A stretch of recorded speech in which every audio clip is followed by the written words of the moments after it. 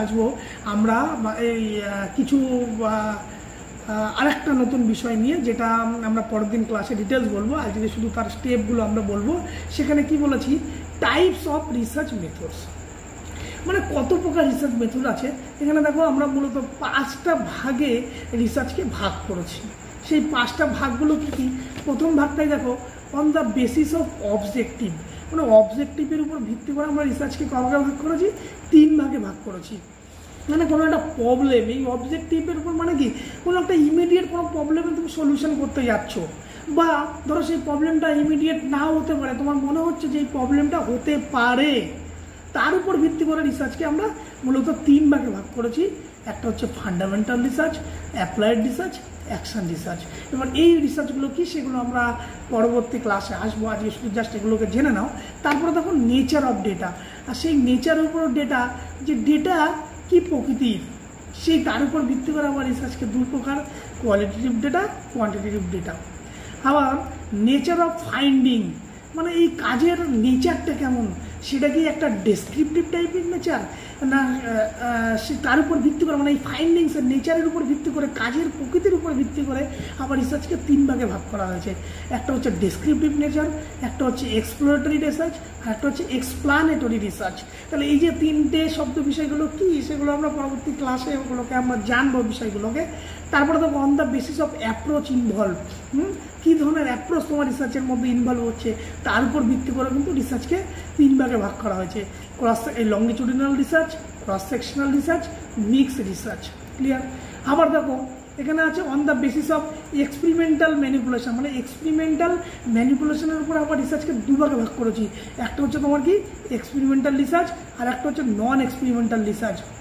Clear? তাহলে এই experimental research এর মধ্যে আবার ট্রু এক্সপেরিমেন্টাল রিসার্চ আছে, আবার কাজী এক্সপেরিমেন্টাল রিসার্চ আছে। নন এক্সপেরিমেন্টাল রিসার্চ কোনগুলো? Historical research, philosophical research, x post facto research, correlation studies.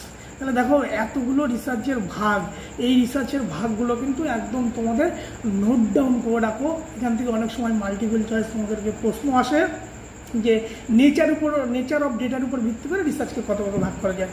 তোমাকে 3-4টা অপশন দিয়ে দিল, যাতে তুমি করতে পারো। আবার নেচার অফ ফাইন্ডিংসের উপর ভিত্তি করে রিসার্চকে কত ভাগ করা যায়, অবজেক্টিভের উপর ভিত্তি করে রিসার্চকে কত ভাগে ভাগ করা যায়, অ্যাপ্রোচ ইনভলভের উপর ভিত্তি করে রিসার্চকে কত ভাগে ভাগ করা যায়। তাহলে এই বিষয়গুলো কিন্তু তোমাদেরকে একদম মুখস্থ থাকা দরকার, যদি তুমি নেট সেটের জন্য ভালোভাবে সেই নেট সেটে এক্সামে তুমি পার্টিসিপেশন করতে যাও।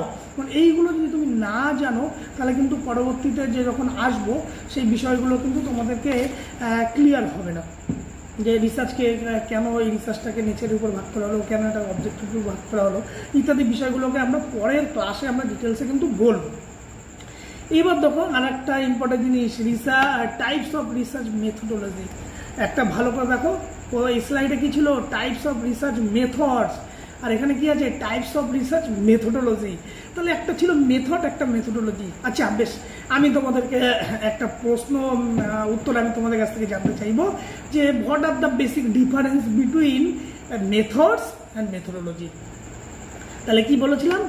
ডিফারেন্স করতে বলেছি কিসের? একটা হচ্ছে মেথড, আর একটা হচ্ছে মেথোডোলজি।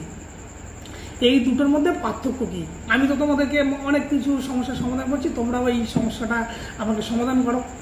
আমি একটা কোশ্চেন মার্ক রেখে গেলাম যে মেথড আর মেথোডোলজি। এটা কিন্তু নেক্সট ক্লাসে আমি তোমাদেরকে জিজ্ঞাসা করবো যে মেথড আর মেথোডোলজি বলতে আমরা কি বুঝি, এদের মধ্যে কি কি পার্থক্য আছে। দেখো এখানে এই যে ছকটা তোমরা দেখতে পাচ্ছ, যে রিসার্চ মেথোডোলজি, সেক্ষেত্রেও কিন্তু রিসার্চকে কত ভাগে ভাগ করা হয়েছে।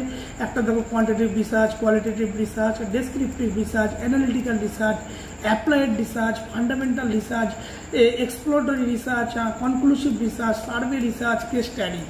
তাহলে এতগুলো কিন্তু রিসার্চ মেথোডোলজি। আর আগেরটা কি ছিল? Research method. তাহলে এই মেথড আর মেথোডোলজি, এই দুটোর বেসিক ডিফারেন্স কিন্তু আমি নেক্সট ক্লাসে তোমাদেরকে জিজ্ঞেস করবো।